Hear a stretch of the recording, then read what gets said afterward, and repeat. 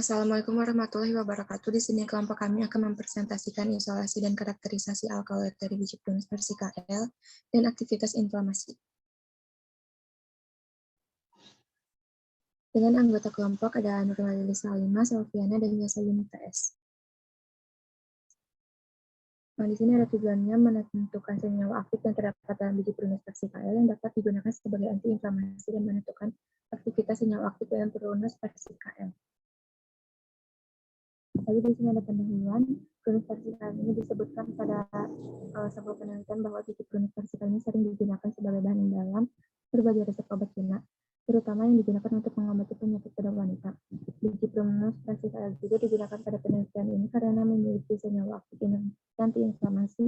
Biji prunus persikael juga mengandung laetrile, sebuah zat yang digunakan disebut vitamin B17. Dan di sini ada klasifikasi ketanaman biji prunus persikael menurut Hidayat et al. Tahun 2011.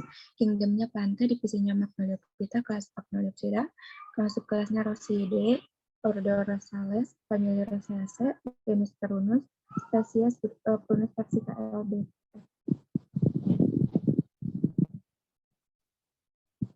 Lalu di sini ada tinjauan pustaka Persica-Site, senyawa alami alkaloid baru, aktivitas antiinflamasi dari ekstraksi biji prunus persikael berdasarkan keranganin pada tikus di 2 protein PRA dan PRB yang divaksinasi dianggap bertanggung jawab terhadap aktivitas antiinflamasi. Berikut ini ada struktur Persica-Site. Lalu di sini ada tinjauan pustaka penyebab autoimun sebagian besar masih belum diketahui. Namun kontrol inflamasi sangat penting dalam pengobatan patogen, diferensiasi, dan proliferasi osteoblas dapat mempengaruhi beberapa faktor ekstraseluler seperti pertumbuhan hormon dan sitokin. Lalu ada obat antiinflamasi juga ampuh untuk regulasi kekebalan serta menghindari kemungkinan penyakit autoimun seperti berbagai sklerosis yang dianggap sebagai penyebab rematik dan tumor. Lalu di sini ada metode ekstraksi maserasi, disiapkan benih persik sebanyak 600 gram, lalu dipotong-potong benih persik dan direndam dengan metanol selama 1 minggu, dan diekstraksi dengan maserasi selama 1 minggu. Lalu didapatkan ekstrak sebanyak 17,3 gram, dan didapatkan ekstrak persik. Lalu di sini ada pembahasan ekstraksi, metodenya digunakan maserasi. Prinsip ekstraksi maserasi ini perendaman pelarut metanol untuk didapatkan ekstrak dengan prinsip pelarut akan masuk ke dalam sel tanaman, melewati dinding sel, dan isi sel akan larut ke dalam adanya perbedaan konsentrasi antara larutan di dalam sel dengan di luar sel.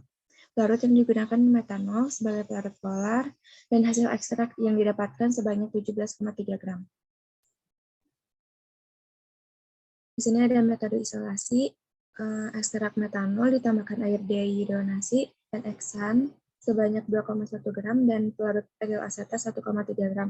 Lalu ditempatkan fraksi etil asetat pada labu alas bulat, kemudian diuapkan pada tekanan rendah dan dilarutkan dengan 5 ml etanol, terus didapatkan fraksi etil asetat. Selanjutnya ini ada pembahasan isolasi, metode yang digunakannya vaksinasi, tujuannya itu untuk memisahkan komponen-komponen senyawa aktif dari ekstrak yang telah dihasilkan, dan prinsip isolasi vaksinasi ini juga metode pemisahan dengan menggunakan 2 cairan pelarut yang tidak saling bercampur sehingga senyawa yang diinginkan dapat terpisah. Pelarut yang digunakan etil asetat sebagai pelarut semipolar dan N-heksan sebagai pelarut nonpolar, dan didapatkan hasil 11 fraksi 1 94,4 mg, fraksi 2 29,2 mg, fraksi 3 140,3 mg, fraksi 4 232,2 mg, fraksi 5 83,2 mg, fraksi 6 141,4 mg, fraksi 7 121,4 mg, fraksi 8 61,3 mg, fraksi 9 33,8 mg, fraksi 10 29,2 mg, dan fraksi 11 44,9 mg. Lalu di sini ada metode pemurnian fraksi persik, dilakukan larutan metanol diaplikasikan pada kromatografi kolom kaca yang dikemas dengan 60 gram silika gel, lalu dielusi dengan campuran pelarut gradien metanol di klorometana, kemudian dimurnikan fraksi 4 dengan HPLC fase terbalik selama 60 menit dan dilakukan elusi, lalu didapatkan 4 fraksi murni, salah satunya itu persik.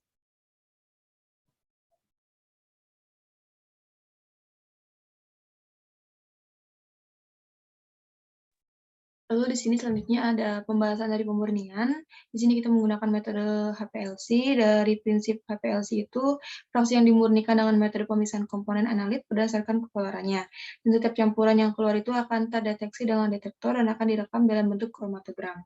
Dan di sini itu didapatkan fraksi 4 dengan HPLC fase terbalik selama 60 menit dengan elusi gradiasi 0 sampai 100%. Dan di sini didapatkan 4 senyawa pada waktu resistensi 39 menit dan diidentifikasi sebagai senyawa baru dengan aktivitas fisiologi sebagai persicaside. Lalu di sini ada identifikasi NMR. Di sini persiknya itu dipisahkan dari biji primus persica, lalu dilakukan rekristalisasi. Setelah itu ditandai dengan ID dan spektrum 2 dimensi NMR dan spektroskopi massa, lalu didapatkan hasil datanya. Adapun di sini metode yang digunakan itu yaitu NMR. Dengan spektroskopi NMR itu berprinsip pada penyerapan gelombang radio oleh inti-inti tertentu dalam molekul organik jika molekul tersebut berada dalam medan magnet yang kuat. Adapun di sini terdapat gambar dari rangkaian alat spektrofotometri NMR. Adapun di sini syarat dari NMR itu yang kami gunakan di sini sampelnya itu mempunyai kandungan persikasid yang harus memiliki cincin aromatik dan gugus glukopiranosil B. Adapun hasilnya itu di sini didapatkan pergeseran kimia pada delta 8171 dan 165,8 dan di sini menunjukkan adanya 2 karbon karbonil dalam molekul. Lalu di sini data yang dihasilkan itu pada spektrum COZY mengkonfirmasi keberadaan unit glikopiranosil di mana sudah disebutkan tadi termasuk syarat dari adanya persicaside. Adapun di sini proton anomerik nomor 423 itu menunjukkan adanya kolerasi dengan karbon metil dan dengan anomerik 79,4 menunjukkan konektivitas dengan unsur sekecap. Adapun di sini proton tunggalnya itu menunjukkan 4 karbon, di mana diantaranya ada 100,3, 129,7, 137,7, dan 172,6. Dan di sini struktur parsial yang diinduksi itu menghasilkan 2 fenil 2 hidroksil asetat atau 2 fenil 2 hidroksil asetamida.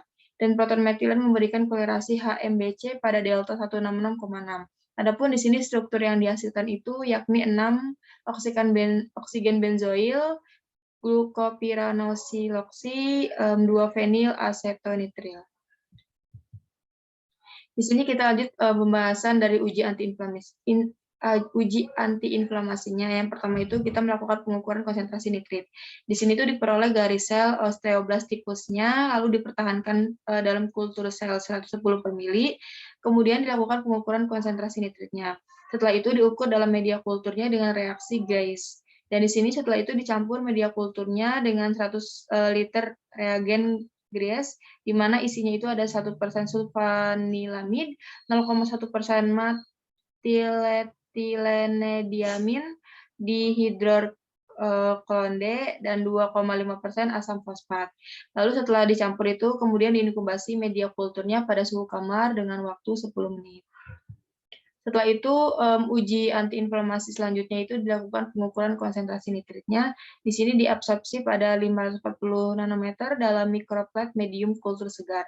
Setelah itu digunakan medium kultur segarnya itu dalam semua percobaan. Setelah dilakukan dalam medium kultur tadi, setelah itu dihitung sampel tingkat nitritnya dari kurva standar nitrit yang baru. Lalu di sini dilakukan pengukuran PEG konsentrasi sel pada 110 mili. Yang pertama dilakukan yakni inkubasi persicaside-nya selama 2 jam. Setelah itu dikultur persicaside selama 6 jam atau 18 jam dengan CM. Di antaranya ada 100 unit per mili, 1/200 unit per mili, dan 500 unit per mili dalam 24 vel plate. Lalu dihilangkan supernatanya pada noda yang telah ditentukan. Setelah itu diukur level PEG dengan kit immunoassay. Dan di sini kemudian dilakukan analisis INOS, COXS, dan ekspresi protein aktin. Yang pertama dilakukan yakni diekstraksi protein seluler dari kontrol dan sel ROS 17/2,8, kemudian disuspensi kembali pelet sel yang dicuci dalam buffer lisis yang dingin. Kemudian diinkubasi, kemudian puing sel yang dihasilkan itu dihilangkan dan di mikrosentrifugasi. Kemudian yang dihasilkan itu 30 mg itu dielektrobat ke membran nitroselulosa. Setelah itu yang dihasilkan tadi diinkubasi malaman dengan penghambat susu krim sebanyak 5%. Kemudian setelah itu diinkubasi selama 4 jam dengan pengenceran antibody primer, lalu bercaknya itu dicuci sebanyak 2 kali dan diinkubasi dengan pengenceran 1:5.000. Kemudian blot itu dicuci kembali dalam Twin 20 dan dikembangkan dengan 10 ml campuran 1,1 deteksi HCl selama 1 menit. Setelah itu dikeringkan dengan cepat dan harus terkena film selama 2-20 menit. Dan di sini konsentrasi itu ditentukan dengan menggunakan reagen uji protein biorate. Nah, adapun di sini setelah dibahas tadi banyak uji-uji aktivitas dari antiinflamasi, di sini disinggung sedikit bahwa inflamasi tersebut suatu respon protektif normal terhadap luka jaringan yang disebabkan oleh trauma fisik, zat kimia yang merusak atau zat-zat mikrobiologi, dan inflamasi dapat juga diartikan sebagai usaha tubuh untuk mengaktifasi atau merusak organisme yang menyerang, menghilangkan zat iritan, dan juga dapat mengatur perbaikan jaringan. Nah, di sini ada grafik di mana di sini digunakan itu dosis persicacide sebanyak 5 mikrogram per mili atau 40 gram per mili. Di sini telah didapatkan hasil dari percobaan dari jurnal kami bahwa dengan dosis tersebut itu termasuk metabolit sekunder yang aman untuk sel dewasa. Adapun di sini terdapat grafik pengaruh persicacide pada natrium oksidanya. Di sini dapat diakumulasi bahwa natrium oksida ini oleh persicacide lebih dari 50% akan mengurangi natrium oksid dan berkembang dengan 40 Pg per mili. Dan di sini terdapat 2 grafik, yang di sisi kiri itu ada persicacide pada produksi Pg dan sel-ROS, dan di gambar kanan itu ada pengaruh aktivitas persicacide COX dan ekspresi protein COX dalam sel-ROS. Dapat disimpulkan bahwa di sini yang berpengaruh terhadap sampel yang kami gunakan itu yakni COX2. Adapun di sini sangat penting karena bisa sebagai obat antiinflamasi non-steroid. Dan hal ini menunjukkan persicacide ini memiliki efek penghambatan pada natrium oksida dan PEG. Adapun di sini didapat kesimpulan dari hasil percobaan yang kami lakukan bahwa persicacide ini termasuk biji Prunus persicacide yang merupakan senyawa alkaloid baru. Lalu didapatkan lebih dari 95% tingkat kelangsungan hidup dengan dosis persicacide antara 5 mg per mili atau 40 mg per mili yang merangsang sel sarkoma osteoblasticus. Sehingga persicacide dapat dipastikan dengan uji aktivitas antiinflamasi ampuh sebagai regulasi kekebalan untuk menghindari penyakit autoimun sebagai sclerosis averonus. Adapun di sini beberapa daftar pustaka yang kami gunakan. Adapun di sini terdapat sesi tanya jawab. Yang pertama itu ada dari Nadia Angelita bertanya tentang alasan isolasi dengan kromatografi kolom dan mengapa digunakan pelarut metanol dan diklorometana yang bersifat polar. Dan di sini jawabannya yaitu alasan isolasi menggunakan kromatografi kolom ini karena sering digunakan untuk aplikasi preparasi pada skala hingga kilogram, dan alasannya pelarut digunakan itu yakni dapat melarutkan senyawa polar dan non-polar.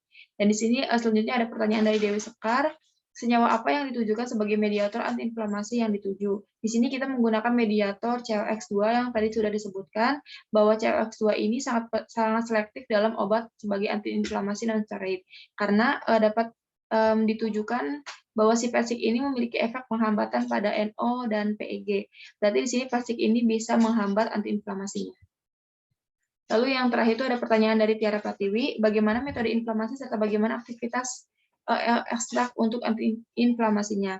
Dan di sini dari jurnal yang kami sudah baca bahwa metode inflamasi yang digunakan itu kita menggunakan hewan uji dan dilakukan dengan intramuskular penyuntikan pada tikus. Adapun di sini untuk efektifan dari persiknya itu sebagai antiinflamasi didapatkan bahwa dari pengamatan sebelumnya didapatkan 95% tingkat kelangsungan hidup dengan dosis persik yakni antara 5 mikrogram per mili atau 40 mikrogram per mili. Mungkin cukup sekian presentasi dari kelompok 7B mengenai alkoid dari sampel persik. Sekian, terima kasih. Wassalamualaikum warahmatullahi wabarakatuh.